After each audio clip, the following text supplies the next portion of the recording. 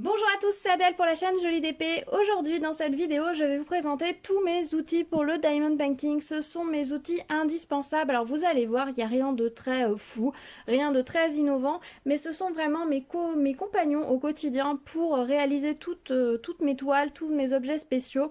Vous allez voir, certains n'ont pas changé depuis le début de ma chaîne. Ce sont toujours les mêmes que j'utilise encore et encore et encore avec le même amour. D'autres sont venus compléter un petit peu la panoplie. J'ai fait des ajustements au fil des mois pour pouvoir travailler le plus facilement possible. Vous allez voir, il n'y a rien de fou, c'est facilement adaptable, vous pouvez facilement vous inspirer de cette sélection et je pense que vous-même, vous devez avoir, je pense, une sélection assez similaire, au moins pour la base, et puis après, chacun est libre de rajouter tous les accessoires et autres qu'il veut. J'avais fait une vidéo au début de ma chaîne qui s'est appelée comment préparer sa toile avec pas beaucoup de matériel. Cette vidéo est toujours d'actualité, à part le fait de tracer mes carrés sur la toile, ce que je ne fais plus, mais si j'étais amenée à le faire, je ferais exactement la même technique. Vous allez voir, il y a plein de choses qui n'ont pas réellement changé. Mais bon, je trouvais c'est ça assez sympa de refaire ce petit point avec vous, peut-être vous donner au passage quelques petits tips. Voilà, tout simplement.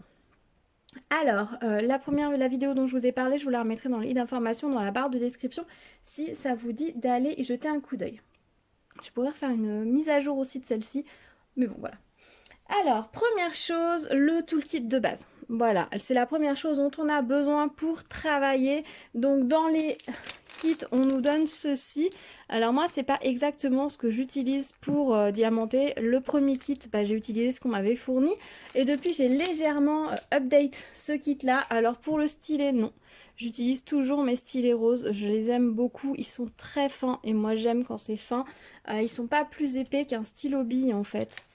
Un stylo bic et moi j'écris qu'avec des stylos bic cristal comme ça parce que je trouve que ce sont les stylos les plus agréables au niveau prise en main parce que j'ai des petites mains et donc j'utilise le même stylet. Je trouve que c'est vraiment très pratique. Alors j'utilise les roses, j'en ai eu des bleus à un moment donné avec Cara Art et sur Diamond Art Club aussi j'en ai eu un bleu. Avec Action, j'en ai eu de couleurs, mais je m'en suis pas encore servi. Voilà, peu importe, mais c'est vraiment le stylet de base.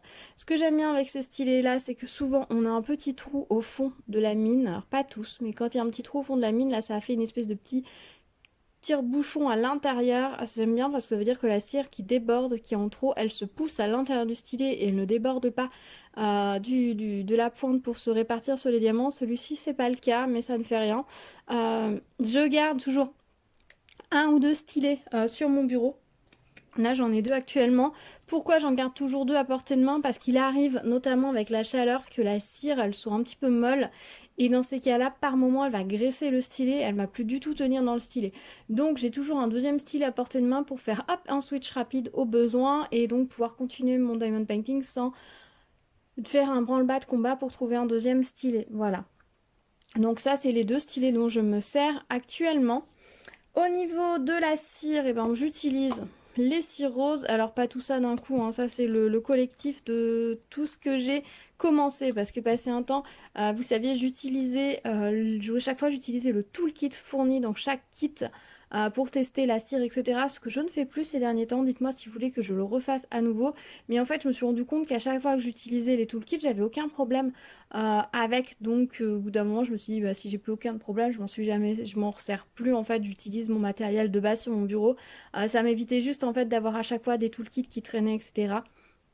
Donc c'est vrai que j'ai un petit peu arrêté par facilité, mais si ça vous intéresse que je le refasse, dites-moi-le dans les commentaires, il n'y aura aucun problème.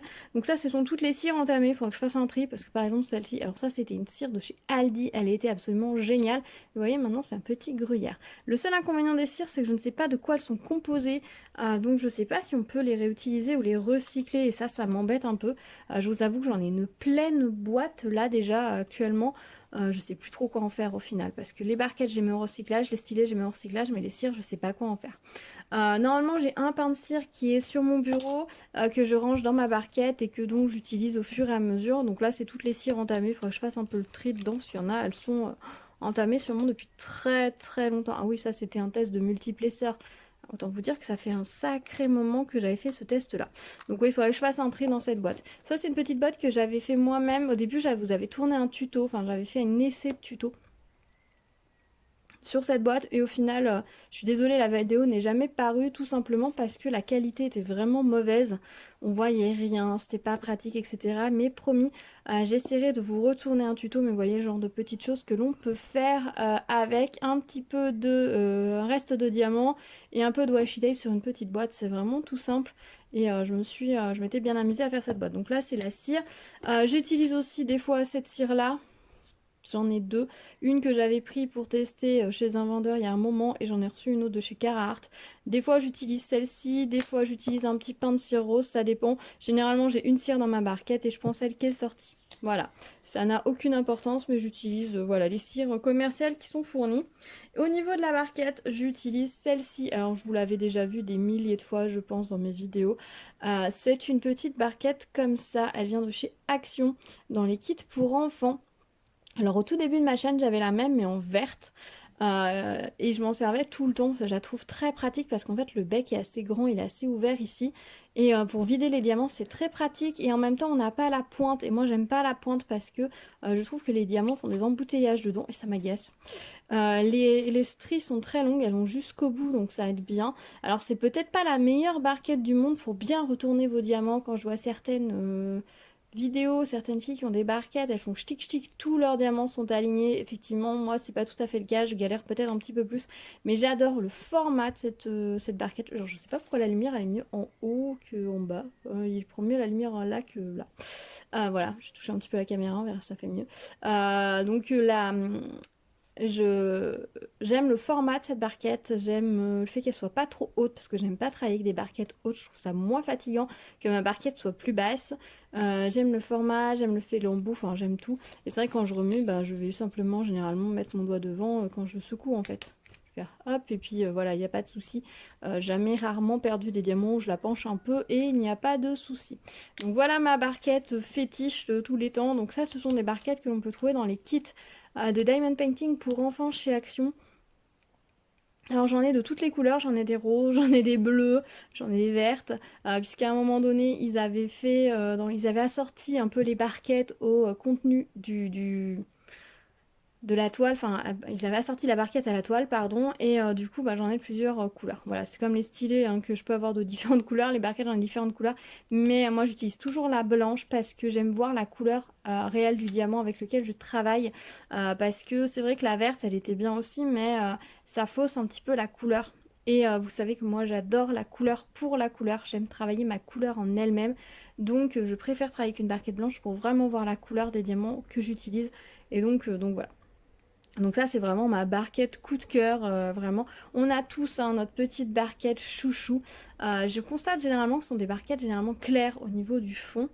Mais ouais, on a tous nos barquettes chouchou, des formes préférences, etc. Et même quand je vois qu'il peut y avoir des barquettes avec des formes super sympas et tout, je constate quand même qu'il y a une certaine tendance à revenir à des formes assez simples pour la prise en main, c'est plus simple, etc. En tout cas, moi j'adore cette barquette, elle est un peu râpée ici, je sais pas si vous allez le voir, c'est pas qu'elle est sale, c'est qu'elle est râpée parce que je m'en suis servie des fois pour appuyer mes diamants. Après j'ai arrêté d'utiliser celle-ci parce que ça l'a justement ça l'a râpé trop et je veux pas l'abîmer de trop non plus. Donc ça c'est pour le toolkit de base. Et à ce toolkit pour la pose des diamants j'ajouterai ce stylet. Voilà, ça c'est un indispensable je pense si vous aimez poser des diamants spéciaux. Donc on a une pointe qui est ici très très fine, vraiment très très fine par rapport à une pointe de stylet, je vous montre. Voilà, c'est vraiment très fin.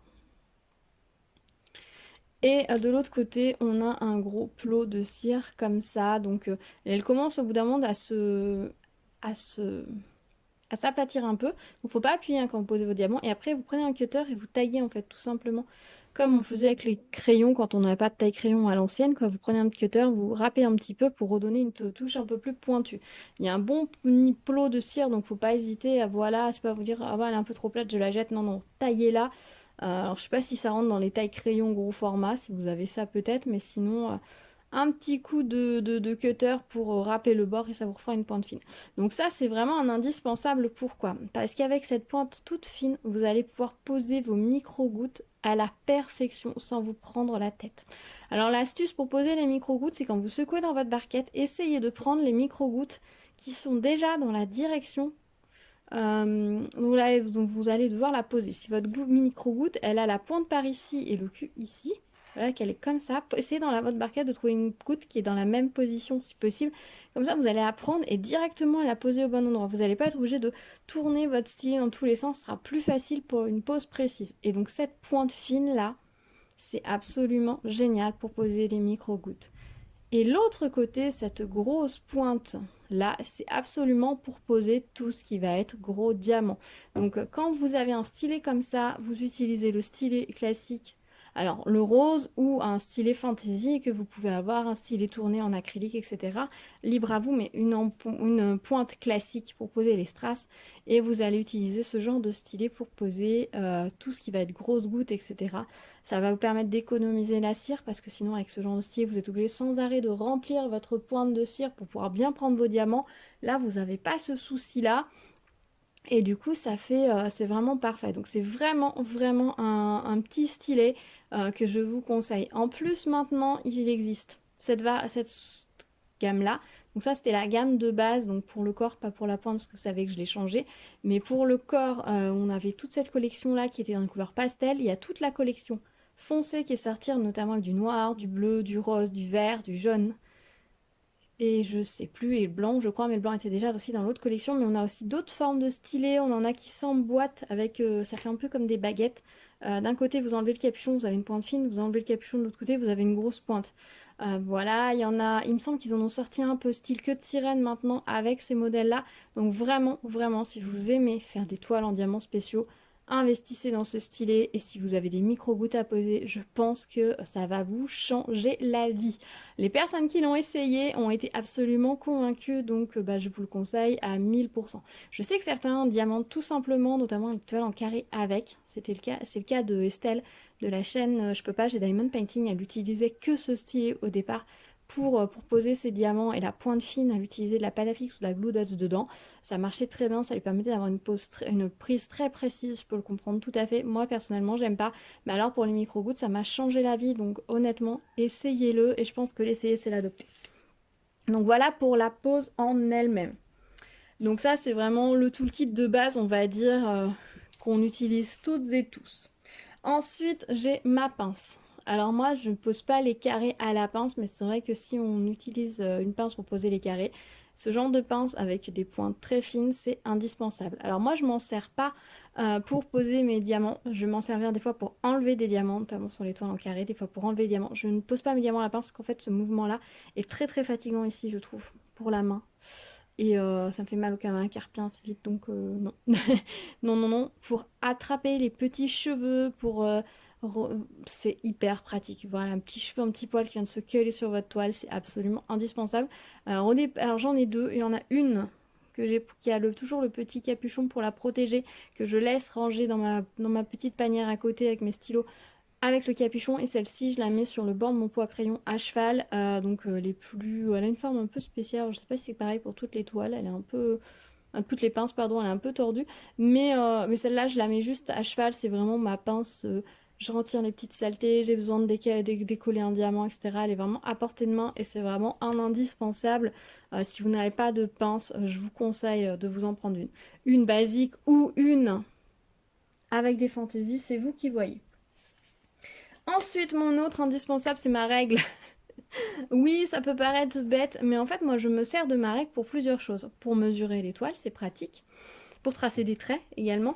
Mais aussi, je vais la placer sur le bord de mes toiles pour pouvoir aligner mes diamants. Tout simplement. Quand je soulève mon plastique, moi, je coupe plus mon plastique forcément, ou je vais juste couper un peu pour faire une bande. Selon la largeur de la toile, je vais plaquer ma règle. D'ailleurs, on voit un petit peu des restes là de colle, il faudra que je les enlève. C'est pas ça, enfin c'est pas ça, c'est juste un peu de poussière, c'est qu'il y a une toile sur laquelle je travaille, dont la colle elle repart après un petit peu sur la règle, mais c'est pas grave. Donc en fait je viens plaquer ma règle sur le bord de ma toile, vraiment le long du trait, et comme ça me permet de pouvoir poser mes diamants comme il faut, bien droit sur le bord de ma toile. Voilà, donc j'utilise une règle, moi c'est une règle métallique, parce que celle que j'ai sur mon bureau, j'aime bien, elle se casse pas, elle s'abîme pas, si elle tombe, je l'entends, donc ça me fait penser à la ramasser tout de suite. J'ai qu'une règle personnellement, elle me sert à découper, elle me sert à tout. De temps en temps, je la change si je vois qu'elle est vraiment plus droite, mais j'en suis absolument contente. En plus, derrière, on a les inches, donc c'est toujours pratique, notamment au point de croix, où on nous parle beaucoup en inch. Du coup, voilà, ça c'est vraiment un petit indispensable.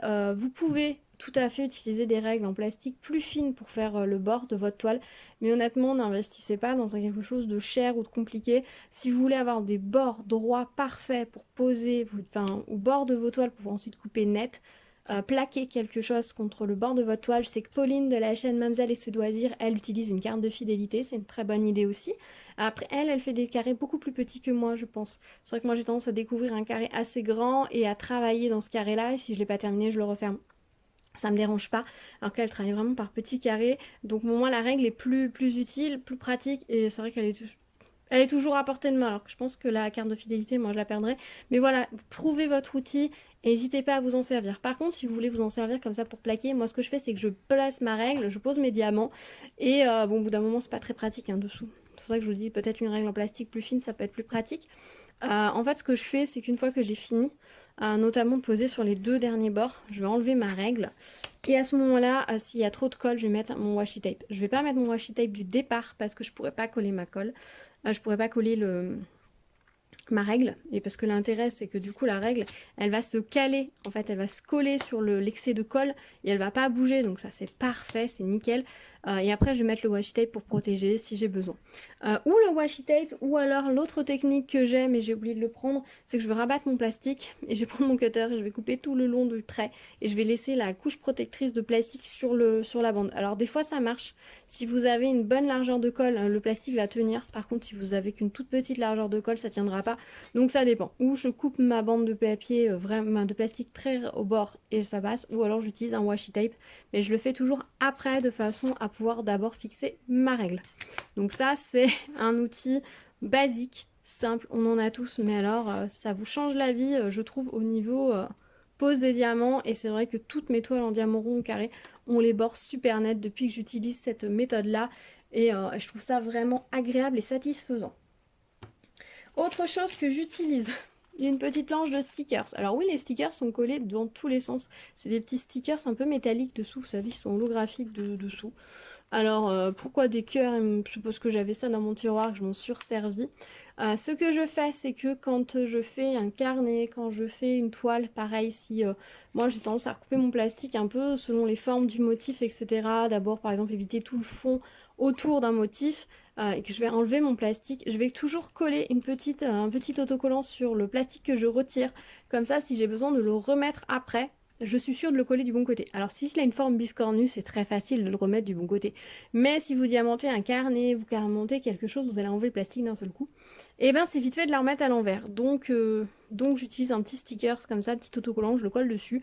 Ça marche aussi avec un bout de washi tape, mais le bout de washi tape ça fait un peu plus brouillon. Au début c'est ce que je faisais. Et puis du coup j'utilise les petits stickers. Et généralement une fois que j'ai terminé mon ouvrage, je récupère mon sticker, je le recolle sur la truc et c'est reparti pour un moment. Ça vous avoue, tous ceux qui sont pas pas à leur place, c'est que je les ai utilisés et réutilisés. Hein. Voilà, donc cette plaque, ça fait un sacré moment que je l'ai et je m'en sers encore et encore et encore. Et oui, j'ai le réflexe de la récupérer, je pourrais me dire c'est pas grave, je les jette avec mon plastique, mais vu qu'ils se décollent et qu'ils se recollent très bien sur le plastique, bah, je vois pas pourquoi je les jetterais, tant qu'ils collent, je m'en resservirai. Voilà. Je pourrais en chercher d'autres plus à mon goût, je dois avoir des petites étoiles ou autres. Mais au final, comme c'est ceux-là que j'avais sorti ce jour-là, et ben j'ai gardé. Puis j'aime bien, c'est assez discret quand même. Astuce, quand vous faites aussi des toiles et que vous coupez pas le plastique, ça peut être intéressant de garder, si vous avez un ou deux bons plastiques, de les garder de côté pour pouvoir recouvrir une toile. Si vous avez des toiles en colle double face et que vous n'aimez pas travailler avec le papier blanc transparent, si vous avez des grands carrés de plastique, vous pouvez les garder et dans ce cas-là, collez bien tout de suite votre petite... par exemple, faites des carnets, les carnets généralement on les fait en une fois. Gardez ce morceau de 15 par 20 de plastique que vous avez qui protège, mettez un sticker dessus ou un morceau de washi, ce qui vous rangez-le bien à peau propre dans une petite pochette plastique.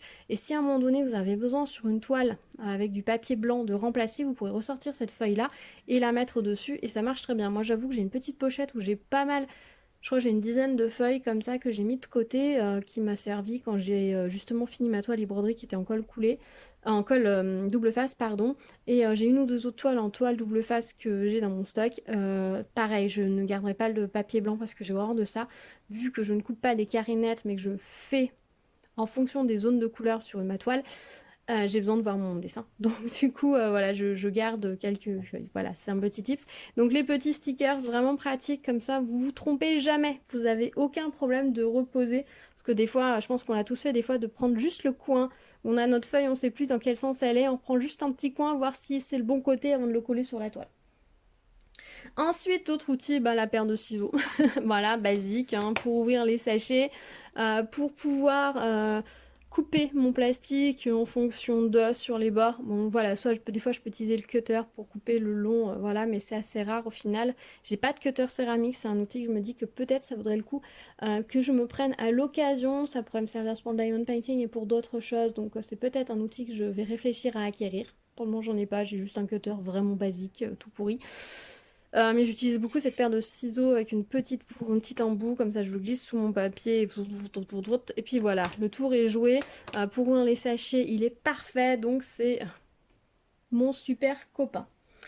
Ensuite, autre chose que j'utilise, le Sharpie, donc c'est ce que je vous avais montré dans ma première vidéo. Si je dois tracer des carrés sur ma toile, je vais utiliser le Sharpie. Je vais faire zzzz, les carrés en faisant un zigouigoui, un tortillon, et je vais couper au milieu, comme ça me permet bien de voir où est le bord de mon plastique. Ça m'arrive sur certaines toiles où le plastique ressort pas très bien aussi, de prendre un Sharpie, de passer le bord avant de couper aussi, pour bien voir où est le bord de mon plastique, parce que c'est vrai que des fois sur certaines toiles on voit pas très bien, et selon l'éclairage on voit pas très bien, et c'est désagréable de poser, surtout sur les couleurs claires. Sur les couleurs foncées je trouve qu'on le voit bien le plastique, mais dès qu'on est sur des couleurs claires on voit moins bien, donc dans ces cas là j'utilise un Sharpie. Là j'ai le rose et le marron en ce moment qui sont sortis, ça fait un moment. Je les utilise également pour écrire les noms des vendeurs sur les colis lors des unboxings, et je m'en sers surtout lorsque je reçois mes toiles, pour noter sur mes sachets de diamants le nom de la toile, la taille et la référence personnelle que je vais mettre à mes projets. Donc vraiment un très très bon allié, le Sharpie. Ensuite, on va parler rangement de diamants, on a parlé de l'ouverture des sachets. Alors, je vais décaler un petit peu le reste des outils. Hop, hop, on va mettre ça comme ça. Touc, touc.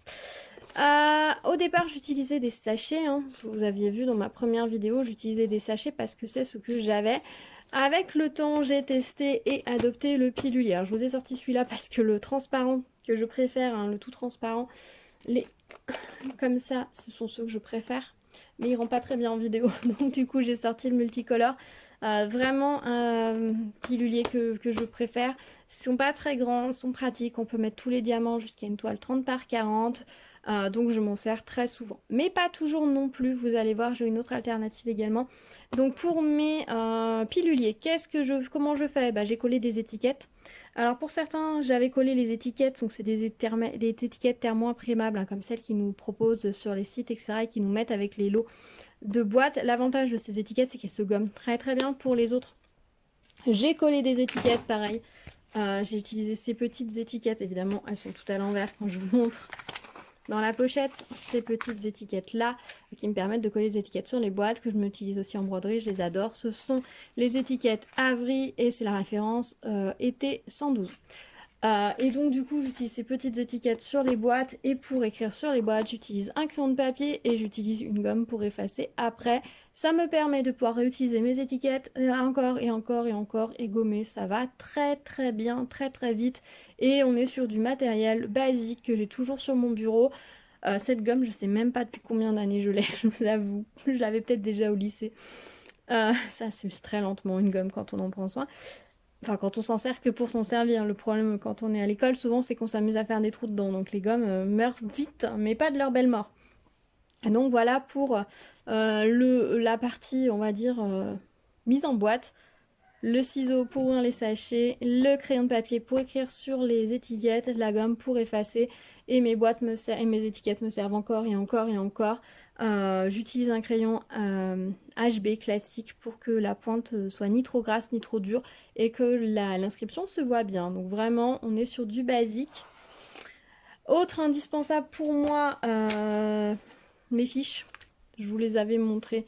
Mes fiches sur lesquelles j'inscris tous mes projets. Alors au début je mettais toujours la photo, maintenant je ne mets plus la photo. Alors là j'ai sorti les projets de Noël qui n'ont pas été faits. Par exemple ceux-ci, j'étais persuadée de les avoir faits. Donc ça c'est ce qui est par rapport au défi en cours. J'ai sorti un petit peu les différents projets. Ces fiches, ça me permet de me rappeler les projets que j'ai à faire. Ça me permet de mettre le début, la fin, d'où viennent les projets, quand est-ce que je les ai reçus. Au dos, je peux me mettre toutes les informations, toutes les notes, les choses qu'il faut que je pense à vous dire dans la vidéo. Et surtout, les fiches, je peux les ranger dans mes boîtes pour savoir que c'est les diamants de telle ou telle toile.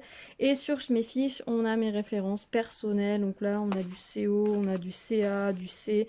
Voilà, c'est pas, j'ai des références personnelles avec un numéro que je mets au dos des toiles sur mes sachets de diamants, ce qui me permet de retrouver facilement. Je pourrais utiliser les références directement indiquées sur les toiles, mais j'ai toujours peur qu'à un moment donné, deux vendeurs puissent utiliser la même référence. Je sais pas si c'est une référence générale et admise par tout le monde, ou si c'est des références par fabricant, par usine. Donc du coup dans le doute j'ai mes propres références et je m'y retrouve et ça me permet aussi de savoir ma chronologie, etc. Donc ça c'est un autre petit indispensable. J'ai fait une vidéo complète sur la réalisation des fiches, de comment je m'en sers, pourquoi, etc. Je vous remettrai le lien dans la barre de description, dans le petit d'information si ça vous intéresse. Mais voilà. Et pour les fiches, j'utilise des petites fiches Bristol, vraiment très simple de chez Exaconta. Voilà, j'utilise celle-ci par 100, elles font 75 par 125.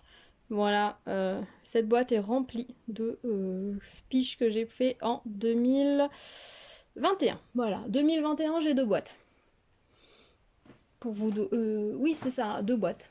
Pour vous donner un ordre d'idée de la quantité de projets que j'ai réalisés en 2021.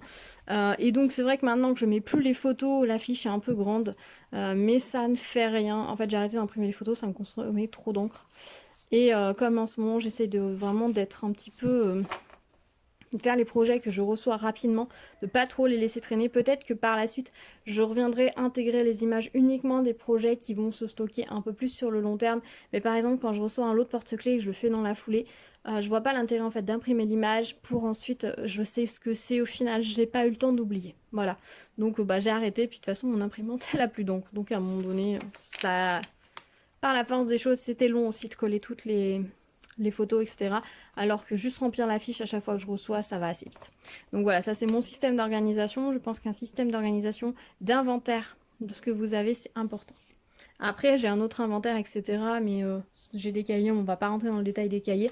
Mais bon, moi, ça, c'est un indispensable. Pourquoi? Parce qu'en fait, à chaque fois, je mets ma fiche dans ma boîte et je sais toujours à quelle toile appartiennent les diamants. Par exemple, ici, c'est un kit de cartes d'anniversaire. Voilà. Pas de souci, je peux pas confondre. Et voilà, je mets toujours ma référence. Comme ça, je ne me plante pas. Autre indispensable, du coup, mon stylo bille. Hein. Voilà. Voilà, et pour terminer, quelque chose que j'ai ajouté avec le temps, bon j'utilise aussi un surligneur, voilà, pour marquer quand mes fiches sont faites, voilà, ça après on est sur du petit détail. Et l'autre indispensable que je me suis créé, qui me sert principalement pour tout ce qui va être objet en diamants spéciaux, qui sont assez petits, que je vais réaliser assez vite. J'ai récupéré tout plein de barquettes, il me manque la numéro 1 que je vois, je sais pas où elle est passée. Ou alors elle est mal rangée, je sais pas. J'ai récupéré tout plein de barquettes. Voilà. On a toute cette pile de barquettes numérotées de 1 à 19. Mais il me manque la 1. Je sais pas où elle est. Faut que je la cherche. J'ai dû la sortir pour m'en servir pour quelque chose. Et du coup, où elle est tombée. Elle est peut-être tombée. Faudra que je vérifie à moins que ce soit mal rangé. Je ne sais pas. Enfin, ou j'en referai une, c'est pas grave. Donc là, on a toute la pile de barquettes numérotées de 1 à... il y en a le 11 par exemple, s'efface un petit peu. C'est écrit juste avec du Sharpie à l'intérieur, ça suffit. Au bout d'un moment ça s'efface, je réécris. Donc là je suis allée jusqu'à 19 parce que j'ai eu un projet où j'avais énormément de couleurs. Donc j'avais besoin de plus de barquettes. Et là on a tout l'alphabet de A à Z. Et on doit avoir à la fin on a quelques symboles parce que je m'en étais servi aussi sur ma toile e-broderie. Il y avait tellement de confettis dans le fond que j'avais sorti... plusieurs barquettes avec les différentes couleurs du fond et que vu l'impression j'arrêtais pas d'oublier des diamants, donc je m'étais sorti plusieurs coups de barquettes. J'avais 4 ou 5 barquettes pour le fond avec un petit peu de diamants de chacune avec le bon symbole, et comme ça quand j'oubliais un endroit je pouvais reprendre mes diamants facilement sans devoir ouvrir les sachets ou ouvrir la boîte, donc c'était plus pratique. Donc j'ai quelques symboles, mais j'ai surtout de A à Z parce qu'en objet, les toiles en diamants spéciaux ou les objets en diamants spéciaux ont souvent les lettres. Donc c'est vrai que quand par exemple je me dis je vais faire un lot de porte-clés, en général je le fais en une fois. je me prends l'après-midi et je me fais mon lot de porte-clés. J'ai besoin de chiffres et j'ai besoin de lettres. Si vous avez beaucoup de barquettes vertes, honnêtement, ça ne vous coûte rien de les faire et de les garder à portée de main et vous allez voir, ça va vous changer la vie. C'est tellement pratique, tellement utile. Bah voilà, elle était derrière en fait, la barquette 1. Ça va vous changer la vie et vous allez pouvoir travailler facilement parce qu'on n'a pas toujours besoin de mettre tous les diamants en boîte. Voilà, sur un petit projet comme des porte-clés, comme une petite suspension, vous allez pouvoir la faire d'un seul coup et vous n'avez pas forcément besoin de passer par les boîtes. Vous n'avez pas forcément besoin non plus de tout mettre en sachet, etc. C'est un peu long. Vous videz vos diamants dans une barquette, vous faites votre projet, soit après vous remettez dans les sachets zip pour ranger le reste de diamants, ou alors ça ne vous intéresse pas et vous videz vos barquettes dans la poubelle et hop, fin de l'histoire, et c'est très très simple. Donc voilà, ça fait partie de mes indispensables. Voilà pour mes indispensables, et bien évidemment les petits sachets zip, les sachets dans lesquels je range mes fiches, dans lesquels je mets mes diamants en attendant de vous tourner les vidéos. Ce sont des grands sachets comme ça, ce sont des sachets de toolkit. Les toolkits sont envoyés dans 2 tailles de sachets, des fins et des larges. Donc moi j'ai gardé les larges parce que mes fiches rentrent dedans. Et évidemment j'ai les petits sachets pour mettre mes restes de diamants pour pouvoir vous montrer et les ranger. Mais je les ai pas attrapés là. Si j'en ai une boîte là à portée de main, attendez, hop. Voilà, elles sont tous dans les petites boîtes. Ça, c'est par exemple tout ce que j'ai récupéré, une des 2 boîtes que j'ai récupéré en vidant tous les tout petits fonds de sachets que j'avais. Donc voilà.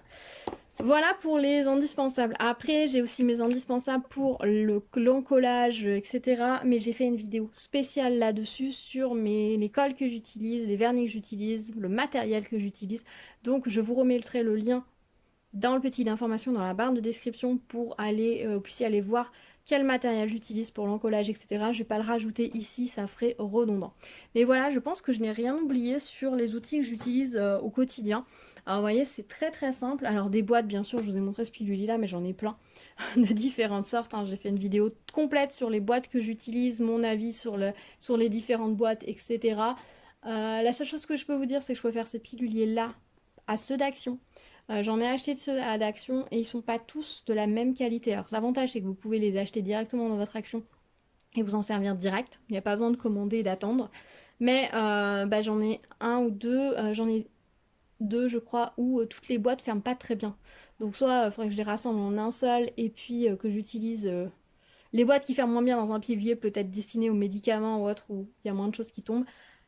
Mais voilà, donc ces pilules c'est vraiment mes préférés. Et puis voilà, après j'ai toute une collection de boîtes. Je vous renvoie également à la vidéo de mes boîtes si vous voulez en savoir plus. Je vous remettrai également le lien dans le petit d'information et la barre de description. Voilà, mais vous voyez, au final, en plus d'1 an et demi, en des heures et des heures de diamond painting intensif, j'ai toujours les mêmes outils au final. Ma barquette, bon, elle a changé de couleur, mais c'est toujours la même. Les stylés, c'est toujours les mêmes. Les stylos, ça fait 15 ans que j'écris avec les mêmes stylos, donc ça n'a pas changé. La pince noire comme ça, la première que j'ai eue, je l'ai eue dans mon kit e-broderie diamant, ainsi que le stylet qu'ils m'ont envoyé. Depuis que je les ai eus, je m'en suis servi des milliers de fois parce que c'est absolument génial. Des washi, j'en avais à la maison. Les peintures, j'utilise ceux que j'avais. J'ai racheté un crayon de papier exprès parce que moi j'avais il me restait que des crayons de papier, vous savez, les incassables là. De chez Maped là, qu'on donne aux enfants justement parce que c'est plus résistant. C'est très lent comme crayon de papier pour écrire sur du papier, mais sur les étiquettes thermo imprimables, ça ne va pas du tout. C'est pas assez gras en fait, ça n'accroche pas comme il faut. C'est pas une pointe, c'est pas une vraie pointe de crayon de papier. Donc j'avais racheté un crayon de papier, vous voyez, je l'ai acheté il y a 1 an et demi, il est toujours nickel. La gomme, je l'ai récupéré. Les stickers, j'avais ça dans mon tiroir, vous pouvez remplacer par du washi, donc c'est vraiment du matériel de base, mais ce matériel-là, c'est vraiment celui que j'utilise au quotidien. Je pourrais multiplier, j'ai effectivement 2-3 aimants que j'avais réalisés, que j'utilise par-ci, par-là, mais pour moi, c'est vraiment pas indispensable. Ça, c'est vraiment le matériel dont j'ai besoin. Si je dois partir, par exemple, j'emmènerai une grande partie de ce matériel-là, alors peut-être pas les barquettes numérotées, effectivement, ça prendra un petit peu de place, je me débrouillerai autrement. Mais pour le reste, tout tient dans une trousse et j'ai toujours ça à porter de main sur mon bureau. Je ne suis pas quelqu'un qui multiplie les outils. Je pense que vous l'avez compris, je ne vous en présente pas énormément. Voilà, c'est vraiment mes outils. Dites-moi, vous, si vous vous reconnaissez dans ce matériel de base, quels sont vous vos indispensables? Qu'est-ce que vous ajouteriez à cette liste? Dites-moi-le. Après, je ne dis pas qu'il faut utiliser que ça, hein. Si vous êtes un fan de magnifiques stylés tournés à la main, etc., il serait beaucoup plus fin, peut-être que je craquerais. Moi, c'est vrai que le gros blocage par rapport aux stylés tournés à la main, ils sont trop gros pour ma main. Je n'arrive pas à écrire avec un big 4 couleurs, ça me fait très vite mal à la main. Donc je me dis qu'un gros stylet, ça va forcément me faire mal à la main. Là, ça va qu'en fait, je l'utilise très peu de temps. Le gros. Sinon, il est un poil gros. Voilà, mais c'est vrai que si vous êtes collectionneur de stylets, il n'y a pas de souci, hein, ça rentre dans la catégorie. Mais c'est surtout au niveau du matériel, vous voyez qu'avec pas grand-chose, on peut très bien travailler, mais on peut aussi se faire plaisir sur des milliers d'accessoires. Il ne faut pas hésiter si cela vous procure du plaisir. Alors là, il ne faut pas du tout, hein. Le plaisir avant tout, le diamond painting, c'est du plaisir. Tant que vous ne vous mettez pas en danger financièrement. Ah si, j'ai oublié un autre petit accessoire. La boucle d'oreille solitaire. Alors, elle me sert à tout, celle-ci, hein. Elle est sur le bord de mon pot à crayon. La pointe me sert pour vider mes pointes de stylet. Voilà. Je n'utilise jamais ma pince pour vider mes pointes de stylet parce que je ne veux pas graisser la pointe de ma pince. Donc, j'utilise toujours la pointe de cette boucle d'oreille solitaire. Vous pouvez faire pareil avec un trombone. Voilà, pour moi, c'est un petit indispensable. Elle était juste à côté, j'ai oublié de vous la présenter. Voilà, oui, ça fait un petit peu système D, mais c'est mon système D, c'est mon système et ça me correspond très bien. Si vous avez fait ce type de vidéo sur votre chaîne, n'hésitez pas à me le dire, j'irai voir avec plaisir. Dites-moi, vous, quels sont vos indispensables. Si dans cette vidéo, il y a quelques astuces qui vous ont intéressé, et qui du coup vous allez essayer reprendre pour vous, dites-moi-le, ça me fera très très plaisir. Je tourne cette vidéo pour le partage. Si je peux vous donner des idées comme les barquettes numérotées, comme le stylet pour poser les micro-gouttes ou la règle pour poser droit, c'est des toutes petites choses, mais ça peut vous changer la vie. Et si ça vous change la vie, eh bien j'en suis très très heureuse. Donc voilà, je pense que je vous ai tout dit. On se retrouve dans les commentaires. N'hésitez pas à me dire vous, quels sont vos indispensables, qu'est-ce que vous rajouteriez à ma liste. Si vous pensez que j'ai oublié totalement quelque chose, dites-moi-le également, je serais curieuse. Si vous avez des questions sur certains de ces matériels ou si vous avez des questions sur des choses que vous avez, que je vous montre, que je vous explique et autres, n'hésitez pas à me le dire, je retournerai les vidéos avec grand plaisir. Je suis là pour ça, pour partager avec vous. Donc voilà. Merci d'avoir suivi cette vidéo. Au final, j'aurais parlé très longtemps, mais c'est une vidéo qui me tenait à cœur, que j'avais très très envie de vous tourner. Donc je suis contente d'avoir pris un moment pour le faire. J'espère que la luminosité ne sera pas trop sombre parce que là, on a un gros orage qui arrive. Donc le temps, c'est pas mal couvert. Donc j'essaie de faire au mieux au niveau luminosité. Donc j'espère que ça ira. Voilà, merci d'avoir regardé cette vidéo. N'hésitez pas à vous abonner à la chaîne si ce n'est pas déjà fait, à activer la cloche pour être au courant des prochaines vidéos, pour voir d'autres tips et puis des toiles réalisées, des objets réalisés, etc. Donc n'hésitez pas à vous abonner. N'hésitez pas à liker la vidéo, ça me fait toujours très plaisir de voir tous vos petits likes, à partager la vidéo avec vos amis si elle peut les aider. Et évidemment, on se retrouve dans les commentaires pour tous ceux qui le souhaitent. Voilà, je vous dis à très vite, prenez soin de vous, à bientôt, tchou tchou.